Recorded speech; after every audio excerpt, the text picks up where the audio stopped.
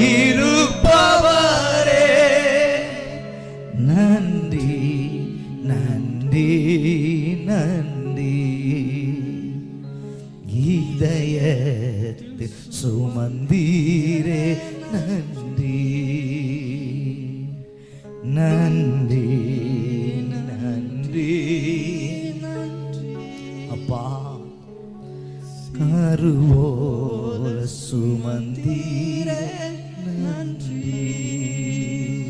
எல்லாம் கரங்களை தட்டி கர்த்தரை மகிமைப்படுத்தி ஓர சந்தரன மகந்துனமா. எல்லாம் கரங்களை தட்டி என்னோடு இணைந்து பாடி கர்த்தரை மகிமைப்படுத்தி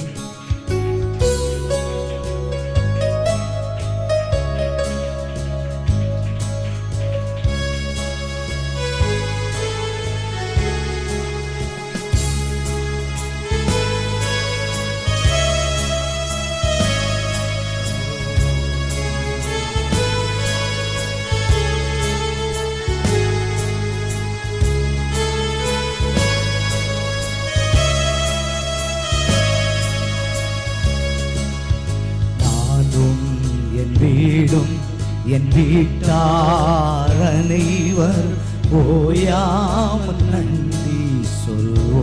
நீங்க சொல்லுங்க அமைப்போம். நானும் என் வீடும் என் வீட்டார் அனைவர் ஓயாமல் நன்றி சொல்வோ. ஒரு கருபோல காத்தீரே நன்றி. சீதையாமல் சுமந்தீரே நன்றி. நீங்க சொல்லுங்க. ஒரு கருபோல நம்ம குடும்பத்தை அப்படிதானே நடத்தி கொண்டிருக்கிறார். சீதையாமல் சுமந்தீரே நன்றி. அவரை மகிமைப்படுத்தி சொல்வோமா? எபினேசரே எபினேசரே இந்நாள் வரை சுமந்தவரே. நீங்க சொல்லுங்க. எபினேசரே எபினேசரே என் நினைவா இருப்பவரே. ஒரு விஷயம் கூட. எபினேசரே எபினேசரே நாள் வரை இந்நாள் வரை சுமந்தவர். நினைச்சு பாருங்க. எபினேசரே எபினேசரே என் நினைவா இருப்பவரே நன்றி நன்றி நன்றி. ஓ இயேசுவே, இதயத்தில் சுமந்தி அவர் நம்முடைய இதயத்தில் சுமந்திருக்கிறார். ஆமென். நன்றி நன்றி நன்றி. கருபோல சுமந்தீரே நன்றி. ஒன்றுமே இல்லாமல் துவங்கின என் வாழ்வு நன்மையால் நிறைந்துள்ள. நினைச்சு பாருங்க. இன்றைக்கு இந்த ஊழியத்தை ஆண்டவர் கொடுத்த போது, ஊழியத்துக்காக வந்த போது என் வாழ்க்கையில ஒண்ணுமே இல்லை. அன்னைக்கு ஒரு சைக்கிள் இல்லை, அன்னைக்கு ஒரு பைக் இல்லை, ஒரு சரியா ஒரு தேவைகள் சந்திக்கப்படாத நிலைமை. ஆனா இன்னைக்கு நினைச்சு பாருங்க, நம்மளை எவ்வளவு அழகா நடத்திட்டு இருக்கிறார். உங்க குடும்பம், உங்கள் திருமண வாழ்க்கை ஆரம்பித்த நாட்கள், சில வேளையில எத்தனை கஷ்டங்கள், எத்தனை பாடுகள், எத்தனை வேதனைகள். ஆனா ஒண்ணுமே இல்லாம துவங்கின உங்க வாழ்க்கைய இன்னைக்கு அவர் ஆராதிக்கும் வண்ணமாய் கர்த்தர் மாற்றிக் கொண்டிருக்கிறார். நான் எத்தனை பேர் சொல்ல விரும்புறீங்க?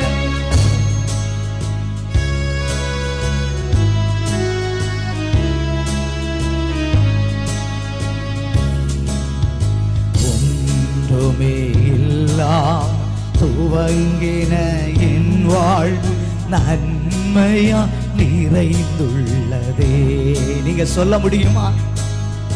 ஒன்றுமே இல்லாமல் துவங்கின உங்க சத்தம் தான் எனக்கு கேட்கணும். ஒரு தீமையும் நினைக்காத, ஒரு தீமையும் நினைக்காத நல்ல, ஒரு தகப்பன் உம்மை போல இல்லை. தகப்பன் உம்மை போல இல்லை. ஒரு தீமையும் நினைக்காத நல்ல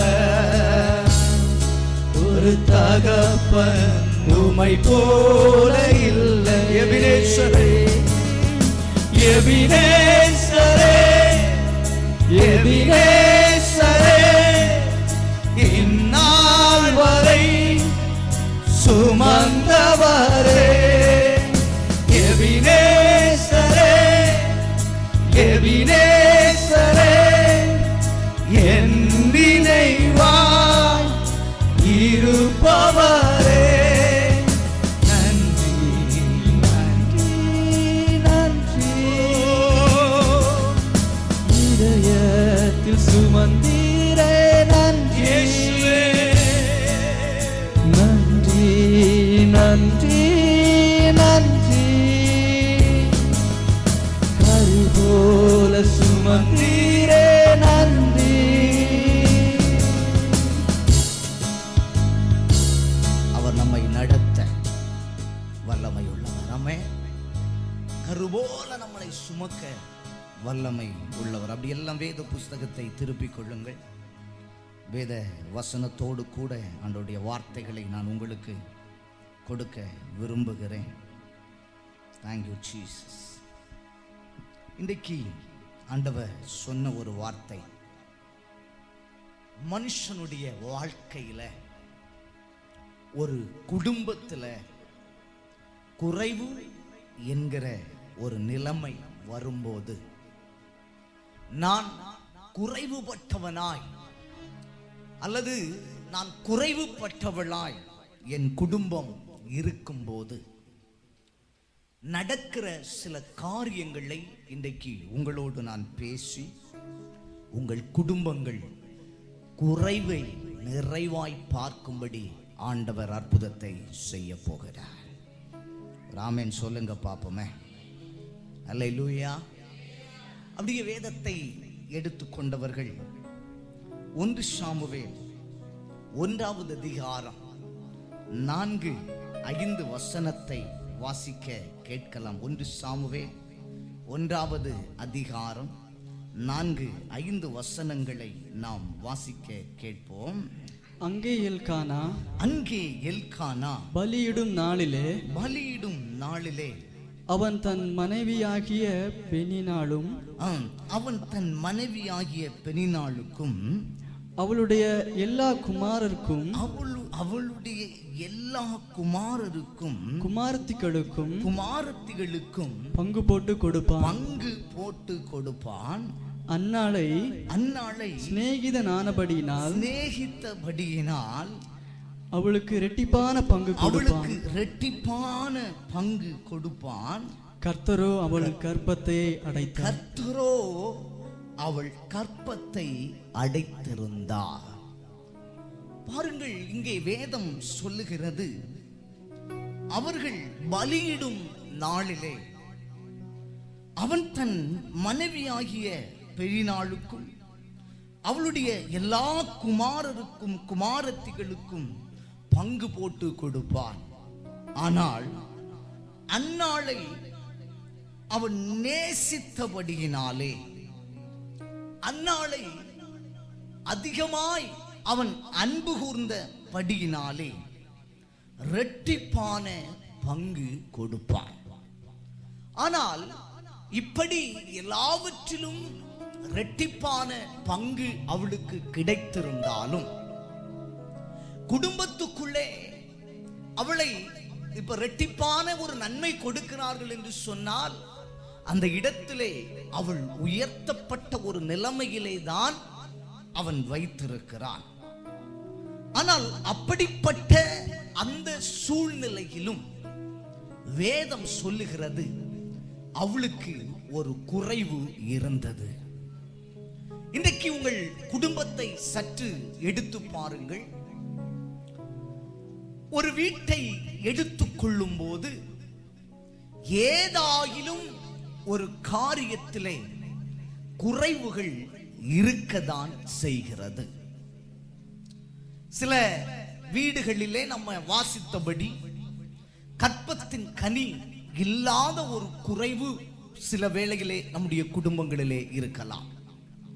சில குடும்பங்களை எடுத்து பார்த்தால் திருமண வயது அடைந்து திருமணம் செய்து கொடுக்க முடியாதபடி குறைவுபட்டிருக்கிற சில குடும்பங்களை நாம் பார்க்கிறோம். இன்னும் சில குடும்பங்களை நீங்கள் பார்த்தீர்கள் என்றால் சகலவிதமான ஆசீர்வாதங்களும் வீடுகளிலே இருக்கும், சகலவிதமான நன்மைகளும் வீடுகளிலே இருக்கும். நான் ஒரு தடவை ஒரு குடும்பத்திலே ஜெபிப்பதற்காக அழைத்து அந்த குடும்பத்திலே நான் ஜெபிப்பதற்கு சென்றிருந்தேன். அந்த வீட்டிலே ஜெபிக்க சென்றபோது அவர்களை பார்க்கும்போது நல்ல மகிழ்ச்சியோடு இருப்பதை வெளியிலே பார்க்க முடிந்தது. அந்த வீட்டிலே எந்த ஒரு காரியத்திற்கும் குறைவை பார்க்க முடியவில்லை. நல்ல ஒரு பெரிய அரண்மனையை போன்று ஒரு வீடு வைத்திருக்கிறார்கள். வீடை சுற்றிலும் தோட்டங்கள் இருக்கிறது, வாகனங்கள் இருக்கிறது. ஒரு சிலருக்கு அந்த வீட்டுக்குள்ளே அரசாங்கத்திலே வேலை இருக்கிறது. இப்படி நல்ல ஒரு ஆசீர்வதிக்கப்பட்ட ஒரு குடும்பமாக அந்த வீடு இருந்து கொண்டே இருந்தது. ஆனால் அந்த வீட்டிலே ஜெபிக்க போன போது அவர்கள் ஒரு அறையை திறந்து காண்பித்தார்கள். மிகவும் வேதனையாக மாறினது. அந்த வீட்டினுடைய மூத்த பிள்ளை பாருங்கள், 2 கால்களும் செயலிழந்து மூளை வளர்ச்சி இல்லாத நிலைமையிலே வீட்டுக்குள்ளே மாத்திரம் வைக்கப்பட்டிருக்கிற நிலைமை. வெளியே அந்த பிள்ளையை கொண்டு போக முடியாது. அந்த அளவுக்கு அந்த பிள்ளையுடைய உடல் அவ்வளவு பருமனாக காணப்பட்டது. அவர்கள் பார்த்துவிட்டு சொன்னார்கள், இப்படி இந்த பிள்ளை பிறந்தது முதல் இன்றைக்கு இந்த பிள்ளைக்கு 20 வயது ஆகிறது. இன்று வரையிலும் இந்த பிள்ளையை நாங்கள் அறையிலே வைத்துதான் பராமரித்துக் கொண்டிருக்கிறோம். அநேகருக்கு வெளியிலே இப்படி ஒரு பிள்ளை உண்டு என்பது அநேகருக்கு தெரியாது. தேவ பிள்ளைகளே, இது வாழ்க்கையிலே கொடுக்கப்பட்ட ஒரு குறைவு. சில குடும்பங்கள் பண கஷ்டங்களினாலே குறைவுபட்டு காணப்படுகிறது. வேலை வாய்ப்புகள் இல்லாதது நிமித்தமாய் குடும்பங்கள் குறைவுபட்டு காணப்படுகிறது. இப்படி குறைவை குறித்து நம்முடைய குடும்பங்களிலே சொல்லிக் கொண்டு போனால் பல காரியங்களை சொல்லிக்கொண்டே இருக்க முடியும். அநேகரை பார்த்திருக்கிறோம், நல்ல தொழில் செய்வதை போல் இருப்பார்கள், ஆனால் தொழில் குறைவுபட்டு இருப்பார்கள், ஆசீர்வாதங்களிலே குறைவுபட்டு நிற்பார்கள். இன்னைக்கு வார்த்தையை கேட்டுக்கொண்டிருக்கிற தேவ பிள்ளைகள், நீங்களும் சில வேளையிலே ஏதோ ஒரு காரியத்தில் ஆண்டவரே நானும் குறைவுபட்டவனாக, நானும் என்னுடைய வாழ்க்கையிலே ஒரு குறைவான நிலைமையிலே நன்மையை சுதந்திரிக்க முடியாதபடி, என் வீடு ஆசீர்வதிக்கப்பட முடியாதபடி, என் குடும்பம் உயர்வை பார்க்க முடியாதபடி இன்றைக்கு இருந்து கொண்டிருக்கிறேன் என்று சொல்லி நீங்கள் இந்த இடத்திலே வார்த்தையை கேட்டுக்கொண்டிருப்பீர்கள் என்றால் ஒன்றை சொல்ல விரும்புகிறேன். உங்கள் குறைவுகளை மாற்ற என் ஆண்டவராகிய இயேசு கிறிஸ்துவால் மாத்திரமே முடியும். ஆமே, ஒரு அல்லேலூயா சொல்லுங்க பாப்போமே. உங்கள் குறைவை மாற்றுவதற்கு, உங்கள் வீட்டிலே ஆசீர்வாதங்களை உண்டு பண்ணுவதற்கு, உங்கள் குடும்பங்களிலே நன்மைகளை உண்டு பண்ணுவதற்கு நினைக்கிறீங்க. ஐயோ, இந்த குறைவு எத்தனை ஆண்டு காலமாய் இருக்கிறது, இந்த குறைவு எத்தனை வருடங்கள் பின்தொடர்ந்து கொண்டிருக்கிறது, இந்த குறைவு என்னை விட்டு மாறுமா, இந்த குறைவு என் குடும்பத்தை விட்டு மாறுமா? தேவ பிள்ளையே, இன்னைக்கு ஆண்டவர் தெளிவா சொல்றாரு, எந்த காரியத்துல நீங்க குறைவுபட்டு வந்தீர்களோ அந்த காரியத்தை நிறைவாய் மாற்றுவதற்கு தான் இந்த கூட்டத்தில் கர்த்தர் உங்களை கொண்டு வந்திருக்கிறார். அல்லேலூயா. அது என்ன காரியமா இருக்கலாம், உங்கள் வீடா இருக்கலாம், உங்கள் சொந்தமா இருக்கலாம், அல்லது உங்கள் பிள்ளைகளுடைய வாழ்க்கையா இருக்கலாம், படிப்பா இருக்கலாம், வேலையா இருக்கலாம், எந்த ஊழியமா இருக்கலாம், எந்த காரியமானாலும் உங்கள் குறைவை நிறைவாற்ற என் ஆண்டவராகிய இயேசுவாலே முடியும். ஆண்டவராகிய இயேசுவால முடியும். இயேசுவால முடியும்.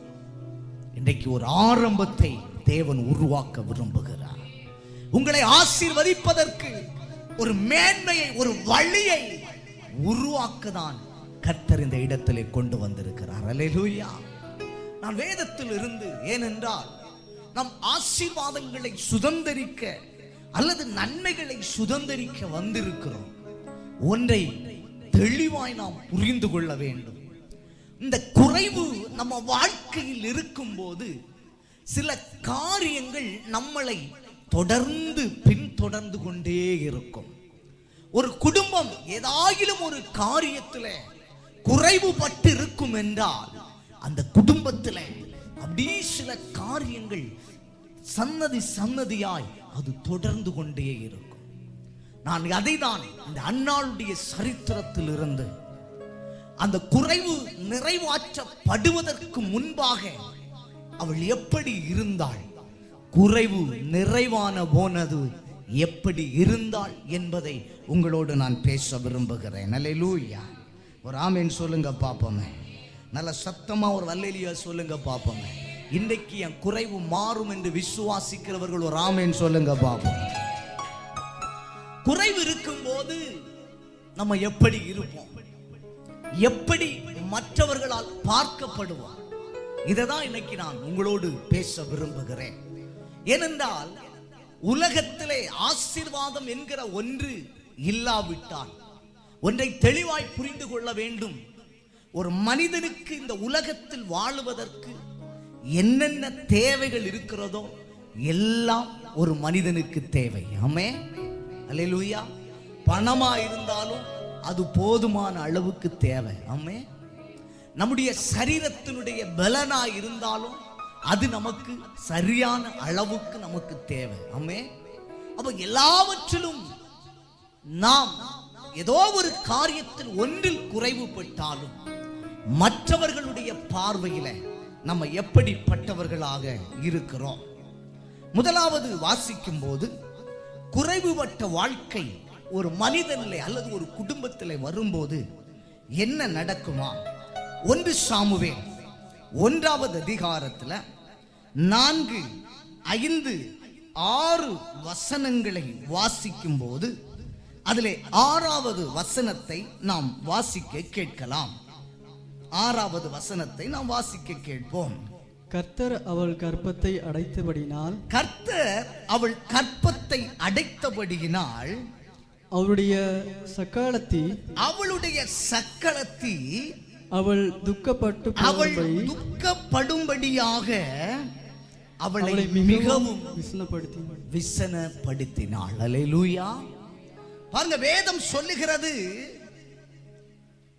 அவள் கர்ப்பம் அடைக்கப்பட்ட ஒரு குறைவு இருந்தபடியினாலே அவளுடைய சகோதரி அவளை என்ன செய்கிறாள்? துக்கப்படும்படியாக விசனப்படுத்தினாள் என்று வேதம் சொல்லுகிறது. அல்லேலூயா. விசனப்படுத்துகிற நிலைமை என்று சொல்லும்போது அது நம்மளை கேவலமாய் பார்க்க வைக்கிற ஒரு நிலைமை, பரிகசிக்க வைக்கிற ஒரு நிலைமை. இன்னைக்கு கொஞ்சம் நினைச்சு பாருங்க, நம்ம வாழ்க்கையில இருக்கிற குறைவின் நிமித்தமாக, நம்முடைய வாழ்க்கையில் இருக்கிற குறைவின் நிமித்தமாக மற்றவர்கள் நம்மை எப்படி பரிகசிக்கிறார்கள். கொஞ்சம் சிந்தித்து பாருங்க பாப்போமே, கொஞ்சம் யோசித்து பாருங்க பாப்போமே. ஏன்னா தேவப்பிள்ளை ஒரு மனிதன் குறைவுபட்டு போனால் வேதம் அதை தான் சொல்லுகிறது. அவனை எல்லாரும் விசனப்படுத்துவார்கள். எல்லாரும் அவர்களை குற்றப்படுத்திக் கொண்டே கேவலமாய் பார்த்து கொண்டே இருப்பார்கள். இன்னைக்கு உங்க வாழ்க்கையை நினைச்சு பாருங்க. எத்தையோ ஒரு குறைவு உங்க வாழ்க்கையில வந்தனால எத்தனை மனிதர்கள் நடுவுல இன்னைக்கு நம்ம விசனப்படுத்தப்பட்டு கொண்டிருக்கிறோம். நம்ம குடும்பம் எத்தனை ஜனங்கள் நடுவுல இன்னைக்கு விசனப்படுத்தப்பட்டு கொண்டிருக்கிறோம். கொஞ்சம் சிந்திச்சு பாருங்க. தேவ பிள்ளையே, நம்மளை விசனப்படுத்துவார்கள். நம்மளை விசனப்படுத்துவார்கள். பார்க்கிறவர்களுக்கெல்லாம் நம்மை பரிகசிக்க தோன்றிக்கொண்டே இருக்கும். பார்க்கிறவர்களுக்கெல்லாம் நம்மளை கேவலப்படுத்துகிற நிலைமையிலே நாம் இருந்து கொண்டே இருப்போம். தெய்வ பிள்ளையே, ஆனால் இன்றைக்கு ஆண்டவர் சொல்லுகிறார், உன் வாழ்க்கை சில வேளைகளே விசனப்படுத்துகிற நிலைமையில, மற்றவர்களால் காயப்படுத்தப்படுகிற நிலைமையில, மற்றவர்களால் கண்ணீர் வடிக்க வைக்கிற ஒரு நிலைமையில இன்றைக்கு நீங்கள் இந்த இடத்துல இந்த வார்த்தையை கேட்டுக்கொண்டிருப்பீர்கள் என்றால், தேவ பிள்ளையே, கர்த்தர் உங்கள் கரத்தை தூக்கி பிடிக்க வல்லமையுள்ள தேவன்.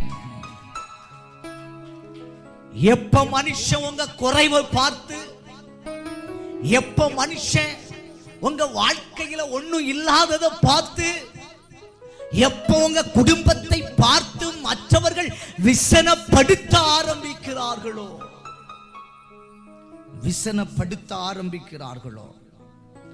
அப்பொழுதே நம்முடைய தேவன் நம்மை எங்கு உயர்த்த ஆரம்பிக்க போகிறார்.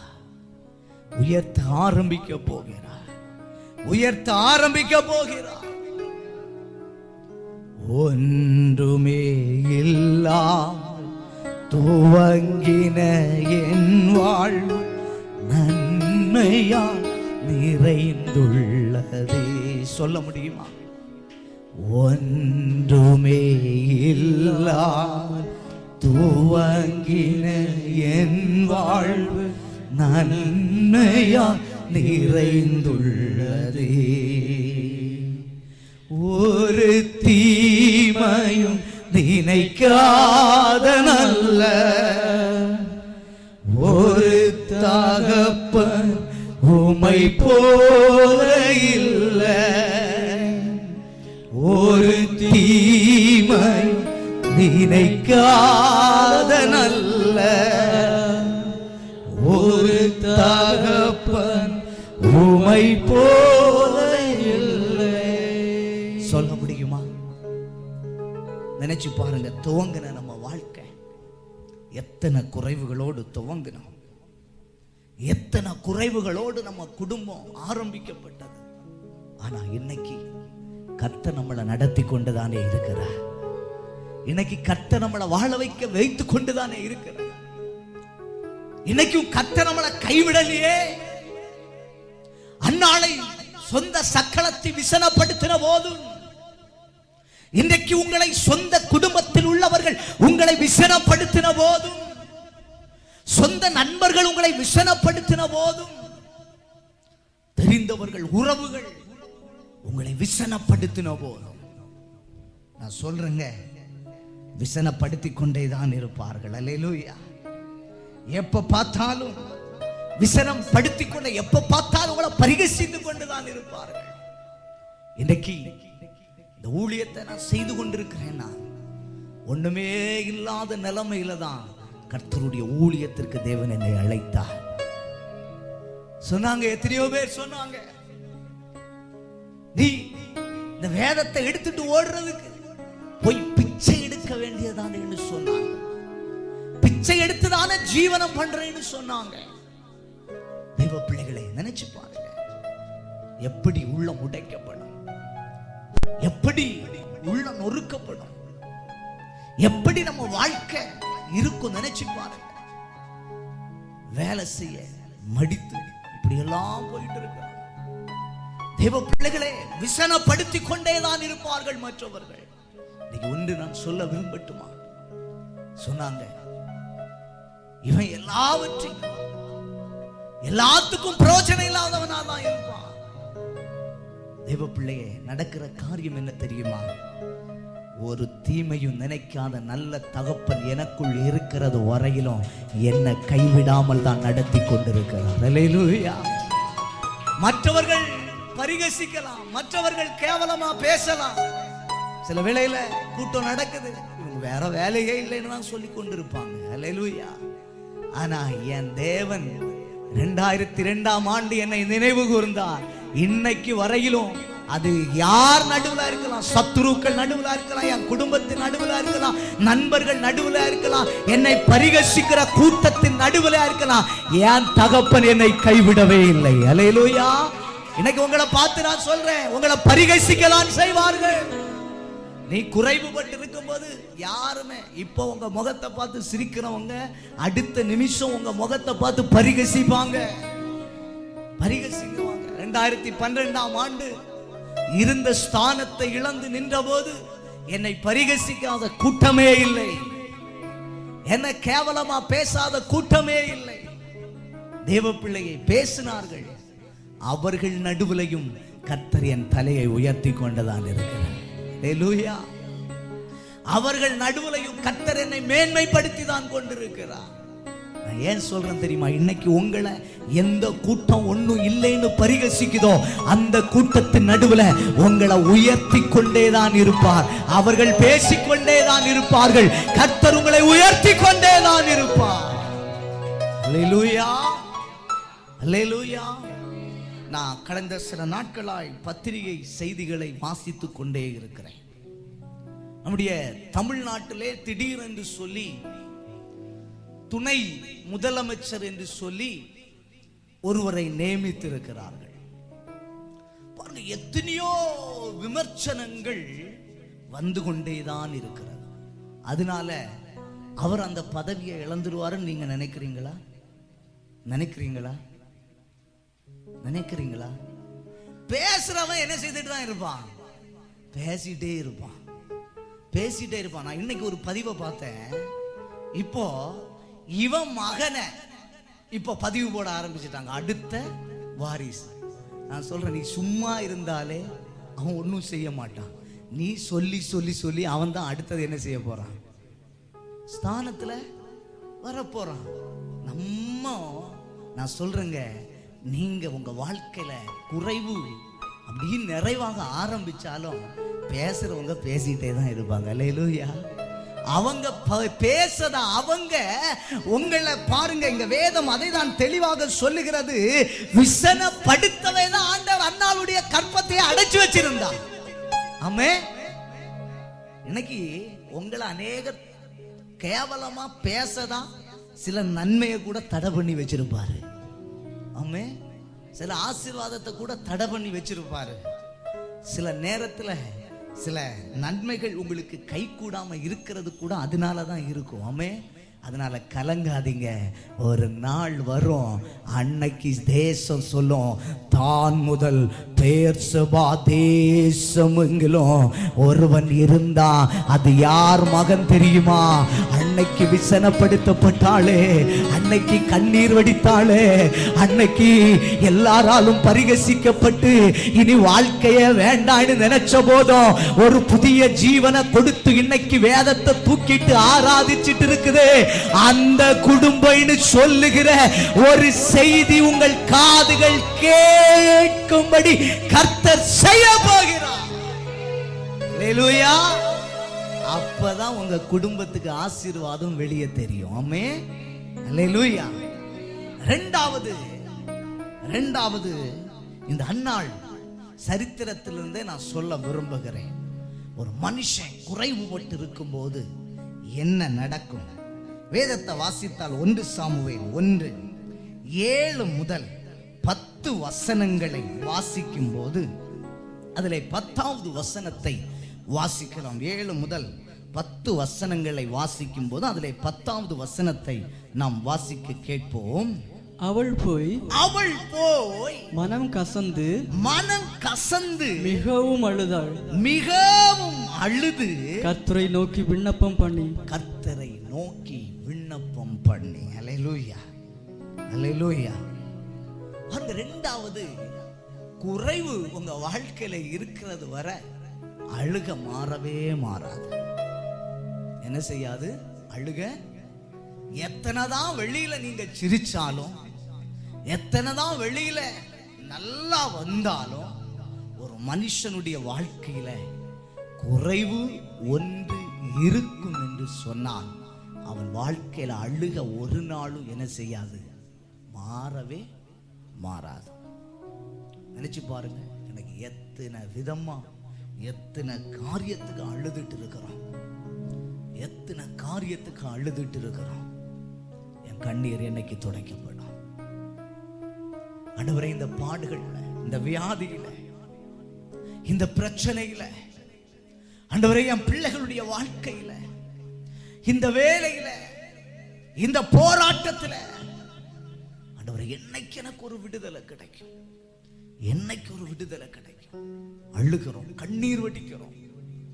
ஒவ்வொரு நாளும் நம்ம படுக்கையை கண்ணீரால் நனைத்துக் கொண்டிருக்கிறோம், கண்ணீரால் நனைத்துக் கொண்டிருக்கிறோம்.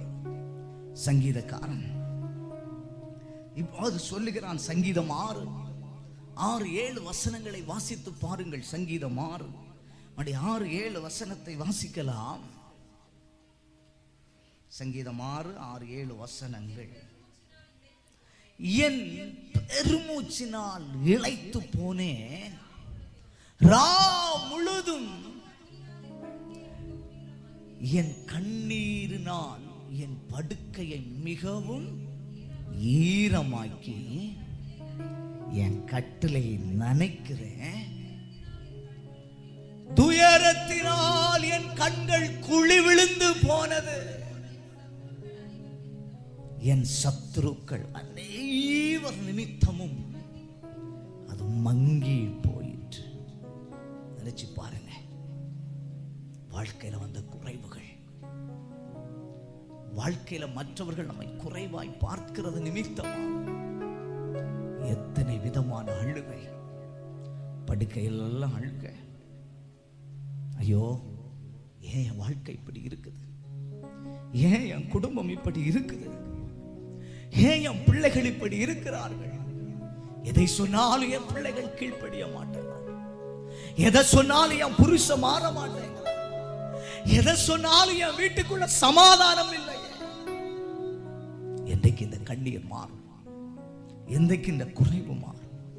கண்ணீர் வடித்துக் கொண்டிருக்கிற தேவ பிள்ளையே, நீ இரவுல படுக்கும் போது உன் தலையணை எல்லாம் ஈரமாக்கப்படலாம், கட்டில் ஈரமாக்கப்படலாம். வெளியில யாருக்கும் தெரியாது, வெளியில யாருக்கும் தெரியாது.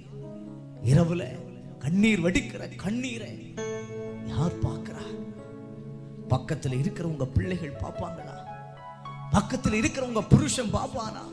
பக்கத்தில் இருக்கிற உங்கள் சொந்த அம்மா அப்பா பார்ப்பாங்களா? எத்தனை கண்ணீர், எத்தனை கண்ணீர். இந்த அன்னாளுடைய வாழ்க்கை அப்படிதான் இருக்கிறது. அழுகிறாய், அழுது கொண்டே இருக்கிறாய். எல்லாருடைய பார்வையிலும் எல்லாரும் சந்தோஷமா இருக்கும் போது அவள் போய் அழுது கொண்டு நிற்கிறாள். இன்னைக்கு நம்ம வாழ்க்கை அப்படிதானே இருக்குது. ஒரு கூட்டத்துல போய் நிற்கும் போது, ஒரு இடத்துல போய் நிற்கும் போது, எல்லாரையும் பார்க்கும்போது நம்ம குறைவை நினைச்சு நம்ம உள்ளம் அழுகிறது. வெளியில சிரிக்கிறோம் மற்றவங்களை பார்க்கும்போது, வெளியில மற்றவங்களை பார்க்கும்போது நல்ல முக பாவனையை காட்டுறோம். ஆனா ஒன்று தெரியுமா? உங்கள் இருதயம் அழுகிறதை, இருதயத்தை ஆராய்ந்து அறிந்து கொண்டிருக்கிற என் ஆண்டவர் பார்த்து கொண்டே இருக்கிறார், பார்த்து கொண்டே இருக்கிறார். நீங்க நினைக்கிறீங்க யாரும் என்ன கவனிக்கல, யாரும் என்ன பார்க்கல. தேவ பிள்ளையே, ஒவ்வொரு நொடி பொழுது நீங்க விடுறீங்க பாருங்க கண்ணீர். ஒவ்வொரு நிமிடம் உங்க கண்ணுல வடியுது பாருங்க கண்ணீர். அதை ஒருவர் பார்க்கிறாருங்க, ஒருவர் பார்க்கிறார். அவர் இன்றைக்கு உங்களை பார்த்து கொண்டிருக்கிறார். நான் சொல்றேன், குறைவு நிமித்தமா நீங்க இங்க வந்திருக்கிற நீங்க கூட பல காரியங்கள குறைவுபட்ட நிமித்தமா வெளியே வரும்போது எல்லாரும் பார்க்கும்போது சிரிக்கிறீங்க, பேசுறீங்க, பழகுறீங்க. ஆனா இருதயம் உடைக்கப்பட்டிருக்கிறது, உடைக்கப்பட்டு நிற்கிறது. ஆனா இந்த அழுகை எண்ணு மாறும், கண்ணீர் எண்ணு துடைக்கப்படும். என்றைக்கு என் பாடுகள் மாறும், என்றைக்கு என் வேதனை மாறும். தெய்வ பிள்ளையே, இன்றைக்கு ஆண்டவர் உங்கள் அழுகைக்கு ஒரு முற்றுப்புள்ளியை வைக்க விரும்புகிறார். நீங்க விசுவாசித்தாலும் விசுவாசிக்காம போனாலும் எந்த காரியத்தை நிமித்தம் அழுது கொண்டு இருக்கிறீர்களோ அந்த காரியத்தில் ஒரு விடுதலையை கொடுப்பதற்கு தான் ஆண்டவராகிய இயேசு இன்றைக்கு இந்த இடத்துக்குள்ள வந்திருக்கிறார். இந்த சத்தத்தை கேட்டுக்கொண்டிருக்கிற தேவ பிள்ளையை, நீங்கள் எந்த இடத்துல இருந்து தேவ சத்தத்தை கேட்டுக் கொண்டிருந்தாலும் இன்றைக்கு என் ஆண்டவர் உன் கண்ணீரை துடைக்க, உன் கண்ணீரை துடைக்க, உன் கண்ணீரை துடைக்க அருகிலே வந்திருக்கிற, அருகில வந்திருக்கிற. ஒரு தடவை பாருங்க, ஒரு குடும்பம் மிகுந்த வேதனையோடு கூட தன் வாழ்க்கையில வந்த ஒரு இழப்பின் நிமித்தமாக மிகுந்த கண்ணீரோடு காணப்பட்டார்கள். அவர்கள் சொன்ன காரியம் என்ன தெரியுமா? நாங்கள் மரித்து போக இருக்கிறோம், நாங்கள் சாக வேண்டும் என்று தீர்மானித்திருக்கிறோம், குடும்பமாய் மரித்து போக இருக்கிறோம், இனி வாழ முடியாது, இனி எங்களால எதையும் செய்ய முடியாது.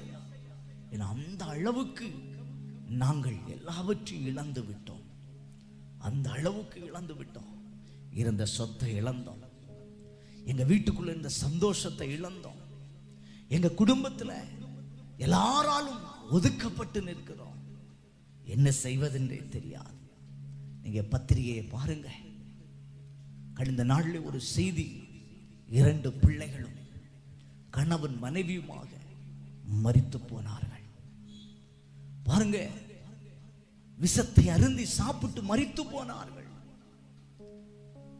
அந்த பிள்ளைகள் என்ன தவறு செய்தது? அந்த பச்சிளம் குழந்தைகள் என்ன தவறு செய்தது? சில மாதங்களுக்கு முன்பாக பாருங்கள், அந்த இடத்துல பண்ணையார் என்று பெயர் பெற்ற ஒரு குடும்பம், நீங்க வாசித்திருக்கலாம், கார்ல குடும்பமாய் தற்கொலை செய்து மரித்து போனார்கள். வீட்டை விட்டு வெளியே வந்து கார்ல விஷத்தை அருந்தி மரித்து போன செய்தி. இதெல்லாம் எதனால் உண்டாகிறது? கண்ணீரினால் உருவாக்கப்படுகிற ஒன்று, கண்ணீரினால் உருவாக்கப்படுகிற ஒன்று. ஆனால் அந்த கண்ணீருக்கு ஒரு முடிவை ஆண்டவர் இன்றைக்கு உங்களுக்கு எனக்கும் தரப்போகிறார். எத்தனை பேர் ஆமென் சொல்ல விரும்புறீங்க? அன்னாள் அழுதாள், அழுதாள். ஒரே ஒரு குறைவு, அவ்வளவுதான், கற்பம் அடைபட்ட நிலைமை. ஆனால் இதே 1 சாமுவேல் 2வது அதிகாரத்திலே நீங்கள் வாசிப்பீர்கள் என்று சொன்னார், அங்கே வேதம் சொல்லுகிறது, அன்னாளை கர்த்தர் நினைவு கூர்ந்து, அல்லேலூயா, அன்னாளை கர்த்தர் நினைவு கூர்ந்து அவள் கற்பம் தரித்து 3 குமாரரையும் 2 குமாரத்திகளையும் பெற்றெடுத்தாள். கையை தட்டி ஒரு ஆமென் சொல்லுங்க பாப்போம். வடிச்ச கண்ணீருக்கு பலன் நினைச்சு பாருங்க, அழுத அழுகைக்கு பலன். வீணா போகலங்க, வீணா போகலங்க, அல்லேலூயா, வீணா போகல. இன்னைக்கு வார்த்தை தெளிவா சொல்லுது. நீங்க கண்ணீர் வடிக்கிறீங்களா?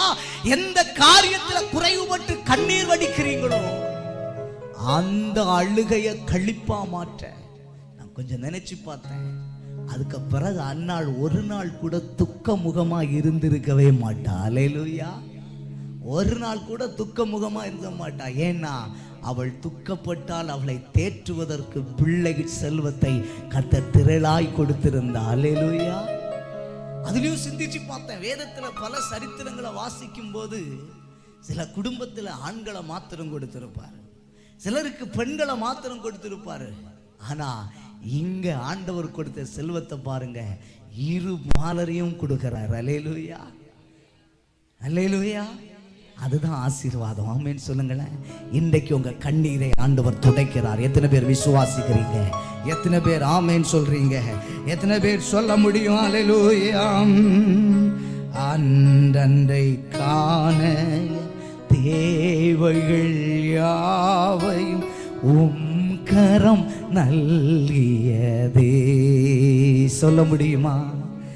அன்றை காண தேவைகள் யாவையும் கரம் நல்கியதே. நீர் நடத்திடும் விதங்களை சொல்ல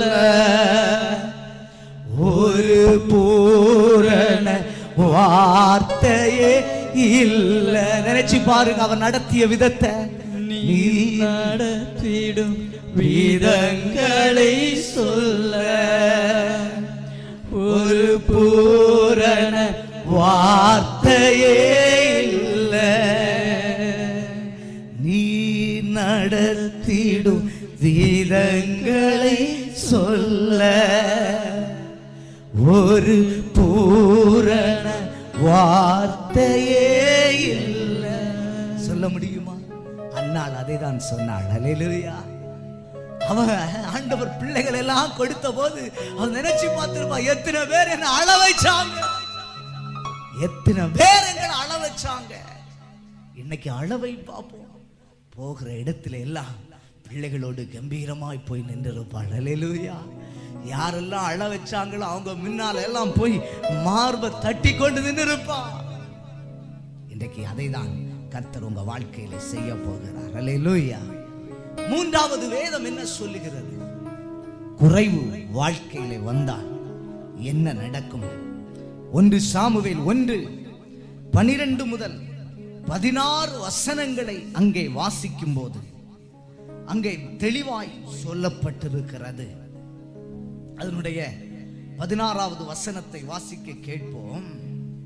உம்முடைய அடியான போலியானவளின் மகளாக எண்ணாதேயும், பேலியாளின் மகளாக எண்ணாதேயும். அல்லேலூயா. நல்லா திருந்தட்டும். அப்படியா அம்மே? அல்லேலூயா சொல்லுங்களேன். அவன் சொல்றா பாருங்க, உங்க மகளை பேலியாளின் மகளாக சொல்லாதீங்க, சொல்லாதீங்க. அப்படின்னா நான் குறைவுள்ளவள். ஏனென்றால் ஏலி சொல்லுகிறான், ஆலயத்துல போய் விண்ணப்பம் பண்ணி கொண்டு நிற்கும் போது, ஆலயத்துல போய் அவள் அழுது கொண்டு நிற்கும் போது பாருங்க, ஆற்ற வேண்டியவன் வசனத்தினால் தன் இருதய பாரத்தை மாற்றிவிட வேண்டியவன். அவனே சொல்றான், நீ குடித்துட்டு வெறித்துட்டு வந்து புலம்பிட்டு இருக்கிறியா? தேவ பிள்ளையை, சில வேளையில நம்ம குறைவுகள் மற்றோடைய பார்வையில அப்படிதான் தெரியுங்க. ஏன் இவன் சும்மா இப்படி தொந்தரவு பண்ணிட்டே இருக்கிறான்? ஏன் இவன் இப்படி சும்மா தொந்தரவு கொடுத்து கொண்டே இருக்கிறான்? ஏன் இப்படி இவள் பேசிக் கொண்டிருக்கிறாள்? சிலருடைய பார்வையில அப்படிதான் தெரியும். அன்னாளுடைய பார்வையிலே பாருங்கள், ஜனங்களுடைய காயங்களை ஆற்ற வேண்டியவன், அல்லது தேவ சமூகத்திலே பரிந்து பேசி அற்புதத்தை பெற்றுக் கொடுக்க வேண்டியவன். ஆனால் அழுகிறாள். அழுகையோடு முடிஞ்சு போகல. தாங்க முடியாம அவ புலம்புனது மாதிரி இருந்த ஒண்ணு சொல்றா. ஏன்னா பண்டிகை காலம், எல்லாரும் விருந்துகளில, சில வேளைகள பண்டிகைனாலே சில காரியங்கள் நடக்கும். நினைச்சா மதுவை குடிச்சிட்டு போதையில வந்து இவன் புலம்பிட்டு இருக்கிறா. சொல்றா, என்னை பேலியாளின் மகளாக எண்ணாதே. நான் ஒரு மன கிளேசம் உள்ள ஸ்திரீ, மனபாரம் உள்ள ஒரு ஸ்திரீ. தேவப்பிள்ளையே, மூன்றாவது, எல்லா நடுவுலையும் குறைவு இருந்துன்னா உன்னை அற்பமாதான் பார்க்க வைப்பாங்க. நீங்க ஒரு திருமண வீட்டுக்கு போனா அவங்களை அற்பமா பார்ப்பாங்க. ஒரு நல்ல காரியத்துக்கு ஒரு வீட்டுல போய் நின்று அவங்களை அங்கே அற்பமாய் பார்ப்பார்கள். தெய்வ பிள்ளையே, ஆனால் இது அன்னாளுடைய வாழ்க்கையில என்ன நடந்து தெரியுமா? எந்த ஏலி அற்பமாய் பார்த்தானோ அவன் முன்பாக சாமுவேல் என்னும் பிள்ளையாண்டானே கர்த்தர் உயர்த்தி வைத்தார். நான் சொல்றேன், உங்களை எங்கெல்லாம் அற்பமா நினைக்கிறாங்களோ அங்க உங்க தலை ஒரு ஆமேன்னு சொல்லக்கு ஒரு ஆளும் இல்லை. ஆமே, நீங்க நல்ல வேதத்தை வாசித்து பாருங்க. அன்னாள் பொருத்தனை பண்ணுறா, சாமுவேலை கொண்டு ஆலயத்தில் விடுறா. அவங்க நினைச்சிருப்பான் சில வேளையில என்ன ஒரு அடிமை கிடைச்சிச்சு. ஹல்லேலூயா. ஏன்னா தன் பிள்ளைகளுக்கு கொடுத்த மரியாதை நிச்சயமா சாமுவேலுக்கு கிடைச்சிருக்காது. ஹல்லேலூயா. ஆனால் சாமுவேல் கர்த்தருக்கு பயந்து நடந்தான்.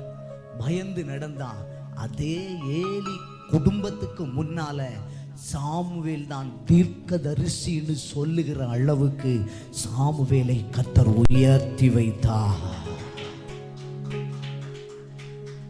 தேவ பிள்ளையே, உன்னை எங்கெல்லாம் பரிகசிக்கிறார்களோ, எங்கெல்லாம் அவமானப்படுத்தனைன்னு நினைக்கிறாங்களோ, உயர்வு நல்லா புரிஞ்சுக்குங்க, தேடி போனா கூட அந்த இடம் உங்களுக்கு கிடைக்காது. ஆமே, தேடி போனா கூட அந்த இடத்துல உங்களுக்கு அந்த மரியாதை கிடைக்காது. ஆனா அதே இடத்துல கர்த்தர் உங்க தலையை உயர்த்தி உயர்த்தி உயர்த்தி உயர்த்தி மேன்மையாய் வைக்க வல்லமை உள்ள தேவன் என்பதை மறந்து போகாதீங்க.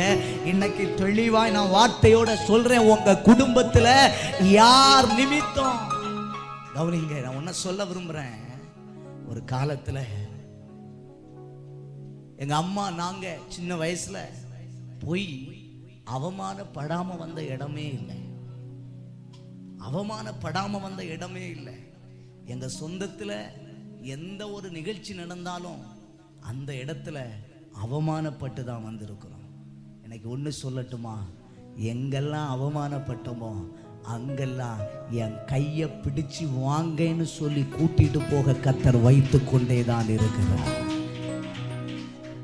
அது என் சொந்தமா இருக்கலாம், பந்தமா இருக்கலாம், யாரானாலும் சரிதான். ஏதாகிலும் ஒரு காரியத்தில் ஆகிலும் என் தலையை கர்த்தர் அந்த இடத்துல உயர்த்தி அவர்களை காட்டிலும் மேன்மையாகத்தான் வச்சுட்டு இருக்கிறான். தைரியமா சொல்லுவேன், என் சொந்தங்கள் நடுவுல சொல்லுவேன், என் உறவுகள் நடுவுல சொல்லுவேன்.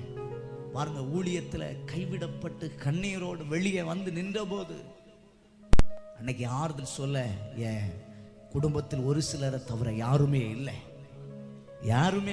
எல்லாரும் பரிகசிச்சாங்க.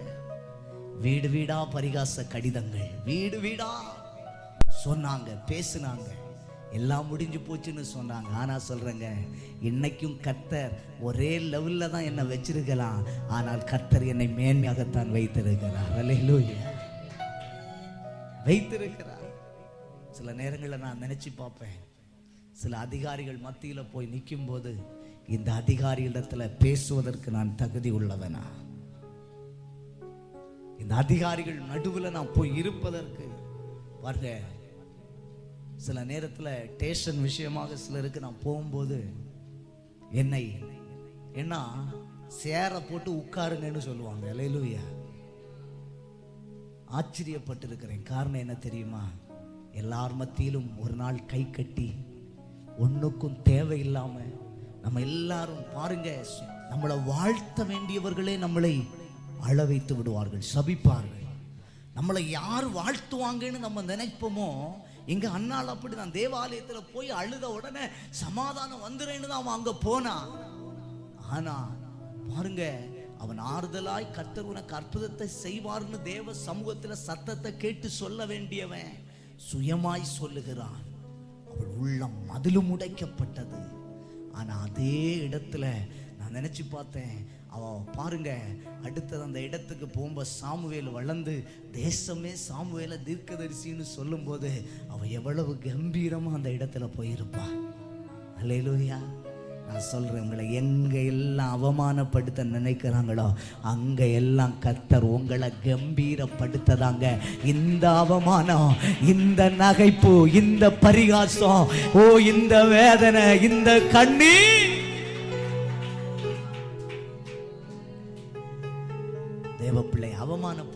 நல்லா சந்தோஷப்படுங்க. ஹல்லேலூயா.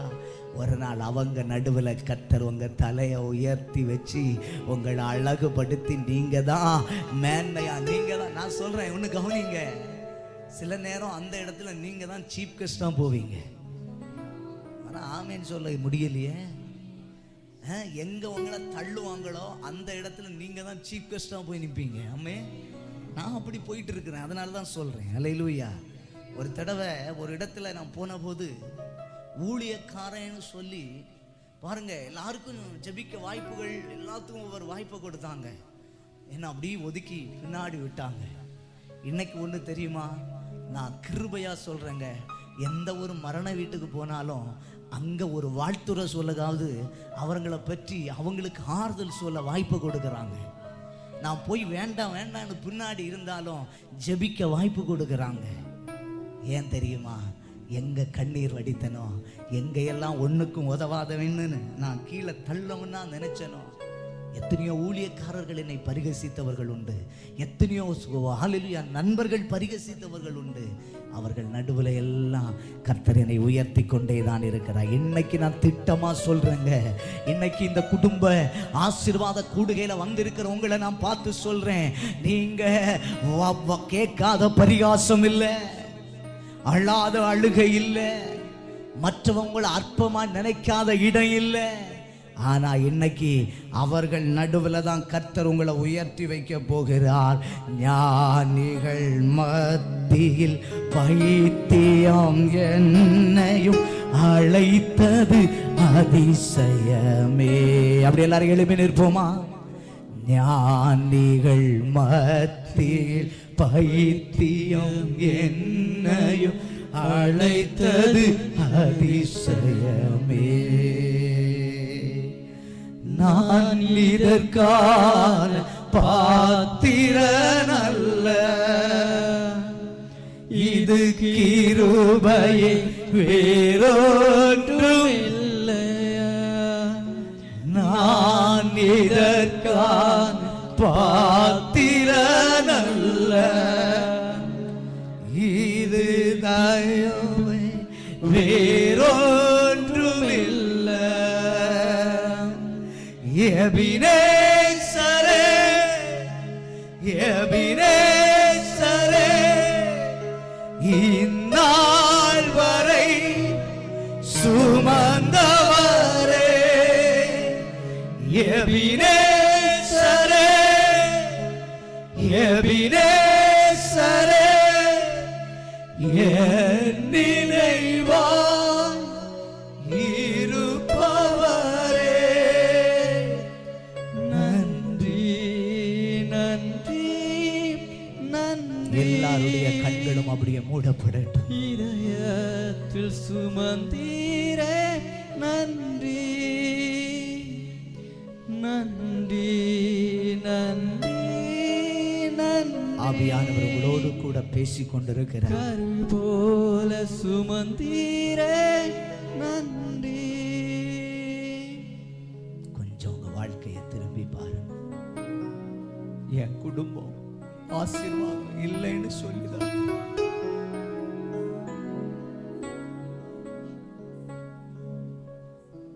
ஒரு நல்ல துணி வாங்கி நம்மளால போட முடியலைன்னு தானே அவர்கள் நின்று கூட்டத்தை விட்டு நம்மை வெளியே புறப்படுத்தினார்கள்.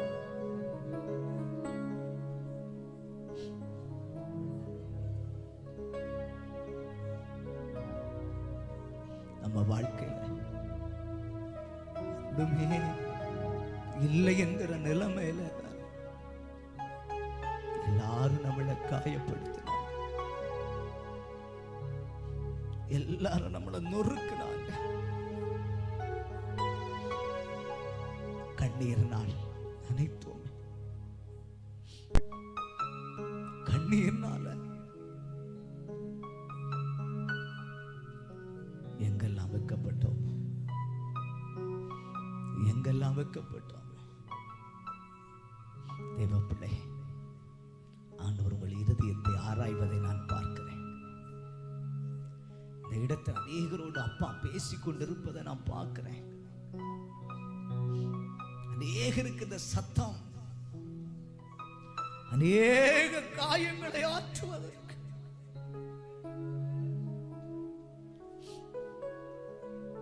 ஆண்டவர் சொல்றார், அநேகர் சொல்ற வார்த்தை, என்னை புரிந்து கொள்வதற்கு யாரும் இல்லை.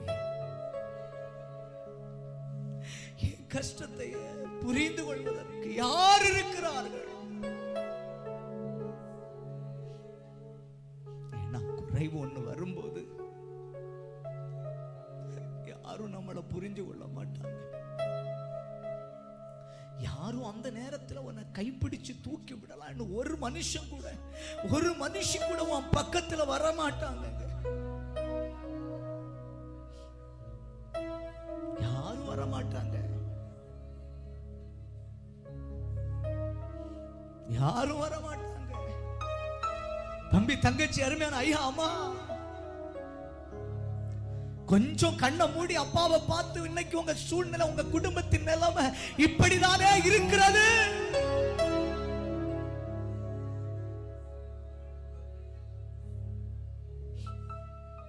இப்படிதானே இருக்கிறது. இப்படிதானே இருக்கிறது. இப்படிதானே இருக்கிறது.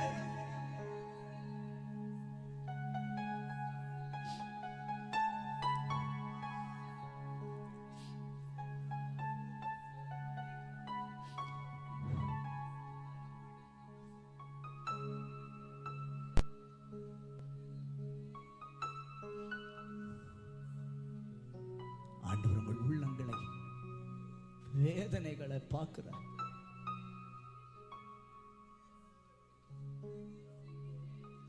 உங்க இருதயத்தை அப்பா பார்க்கிறார். இன்னைக்கு பிள்ளைகள் கூட பலர் பாதிக்கப்படுறாங்க. பிள்ளைகள் கூட பலருக்கு சந்தோஷம் இன்னைக்கு இல்லை. பிள்ளைகளுக்கு கூட சந்தோஷம் இல்லை. வீட்டுல நடக்கிற பிரச்சனைகளை பார்க்கும்போது, வீட்டுல இருக்கிற குறைவை பார்க்கும்போது, அவங்க மற்ற வீடுகளையும் நம்ம வீடுகளையும் கம்பேர் பண்ணி பார்க்கும்போது, எங்க அப்பா இப்படி இருக்கிறாங்க, எங்க அம்மா இப்படி இருக்கிறாங்க, எங்க வீட்டுல தானே இவ்வளவு கஷ்டம், எங்க வீட்டுல தானே இவ்வளவு குறைவு.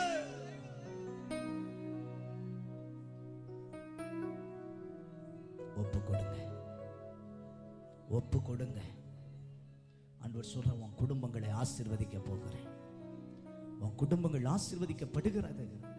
உன் வீடு ஆசீர்வதிக்கப்படுகிறது. உன் சொந்த நடுவர்கள் மட்டத்தில உன் தலை உயர்த்தப்படுகிறது. எத்தனை பேர் இந்த கிருபையை பெற்றுக்கொள்ள விரும்புறீங்க? இந்த அபிஷேகத்தை பெற்றுக்கொள்ள விரும்புறீங்க? என் குடும்பம் இன்று முதல் அந்த நன்மையை சுதந்திரிக்கும் என்று விசுவாசிக்கிறவர்கள் எத்தனை பேர் இருக்கிறீங்க? கரங்களை தட்டி கர்த்தருக்கு நன்றி சொல்லுங்க பாப்போம். நல்ல கர்த்தருக்கு நன்றி சொல்லுங்க. நல்ல கர்த்தருக்கு நன்றி சொல்லுங்க. ஓ ஷகாராதா ரீபா பாபா ஷபா பாபா பாபா தூராகா பாபா.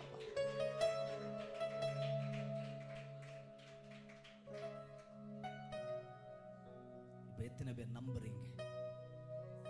எத்தனை பேர் இன்னைக்கு இந்த குடும்ப ஆசீர்வாத கூடுகையில வந்திருக்கிற நீங்க? நான் குடும்பத்தை குறித்து தான் நான் பேசினேன்னு நினைத்த போது ஆண்டவர் தெளிவா என்னோட இருதயத்துல, என் ஜனங்கள் குடும்பங்கள் இன்னைக்கு இப்படிதான் உடைக்கப்பட்டு நிக்குதுப்பா, அவர்களுக்கு ஒரு ஆறுதலா இருன்னு ஆண்டவர் சொன்னனாலதான் இந்த வார்த்தையை இன்றைக்கு உங்களோட நான் பகிர்ந்து கொள்கிறேன். ஏனால் இயேசுவுடைய ஊழியம் அப்படிதான் இருந்தது. கண்ணீர் விட்டவர்கள் நடுவிலே போய் அவர்களுக்காக ஆறுதலுக்காக அவர் நின்றார். துக்கத்தில் இருந்த மனிதனை விசாரித்து அவனை தேற்றினார். இன்னைக்கு அந்த இயேசுவின் கரத்தை பிடிக்க வந்திருக்கிறார். சகோதரா சகோதரி, உன் உள்ளத்தின் வேதனையை அறிந்து வந்திருக்கிறார். இன்னைக்கு உன் மேல உன்கிட்ட இல்லையேன்னு சொல்லி உன்னை ஒதுக்கி வச்சாங்களே, ஒரு நாள் நீதான் இதை செய்யணும் இதை பண்ணணும்னு சொல்லி உன்னை கட்டாயப்படுத்தினவர்கள், ஆனா எப்ப இல்லைன்னு அறிஞ்சாங்களோ அப்பவே உன்னை எல்லாரும் ஒதுக்கி வச்சாங்களே, ஆண்டவர் சொல்ல அவர்கள் நடுவுல தான் கர்த்தர் தலையை உயர்த்தி, ஓ உயர்த்தி உயர்த்தி உயர்த்தி, ஓ காண்டா மிருகத்தை போல